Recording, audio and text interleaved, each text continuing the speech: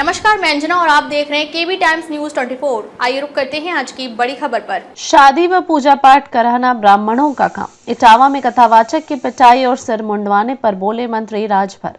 इटावा की घटना पर मंत्री राजभर का बयान, जातिगत भूमिका और फर्जी पहचान पर सवाल।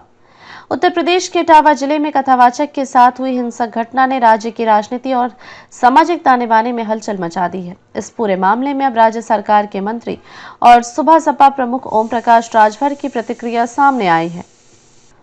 उन्होंने जातिगत भूमिका और फर्जी दस्तावेजों के मुद्दे को उठाते हुए घटना पर अपनी टिप्पणी दी है। मंत्री राजभर ने कहा कि विवाह संस्कार और धार्मिक अनुष्ठानों का संचालन पारंपरिक रूप से ब्राह्मण समाज की जिम्मेदारी रही है। उनके अनुसार यदि इस दायित्व को कोई अन्य समुदाय का व्यक्ति, विशेषकर यादव समाज से अपने हाथ में लेता है तो समाज में टकराव की संभावना बढ़ जाती है।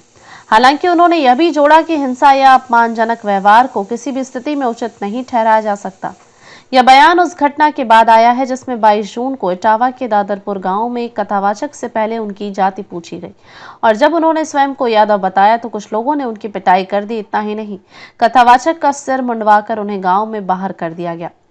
इस मामले ने उस समय और तूल पकड़ लिया जब कथावाचक के पास से 2 अलग अलग आधार कार्ड बरामद किए गए।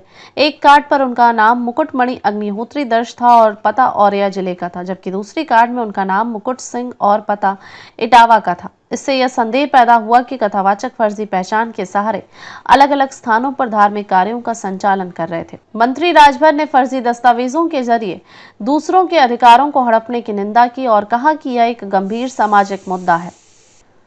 उन्होंने कहा, अगर कोई गलत आधार कार्ड बनाकर किसी और समुदाय का अधिकार छीनता है तो यह सिर्फ कानूनी नहीं बल्कि सामाजिक अन्याय भी है। उनके अनुसार हर समाज की परंपरागत भूमिका है और जब यह संतुलन बिगड़ता है तो टकराव स्वाभाविक है। हालांकि उन्होंने यह भी स्पष्ट किया कि किसी भी व्यक्ति के साथ मारपीट या अपमान की कोई जगह नहीं होनी चाहिए। उन्होंने कहा, ऐसी घटनाओं में मैं निंदा करता हूं। किसी को पीटना या सार्वजनिक रूप से अपमानित करना स्वीकार्य नहीं है।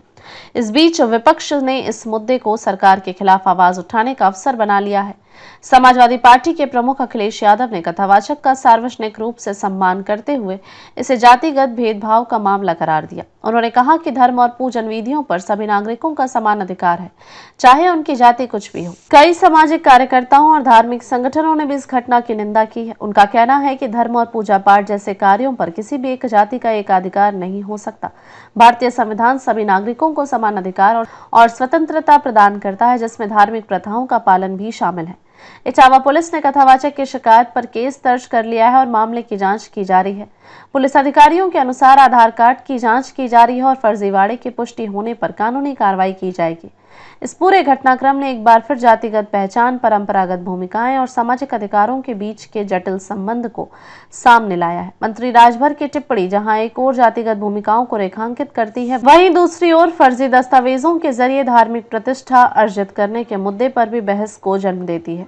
मामला अब केवल एक व्यक्ति के साथ हुई मारपीट तक सीमित नहीं रहा, बल्कि यह एक बड़े सामाजिक विमर्श का हिस्सा बन चुका है, जिसमें जाति, परंपरा, कानून और राजनीति सब कुछ आपस में उलझे हुए नजर आ रहे हैं।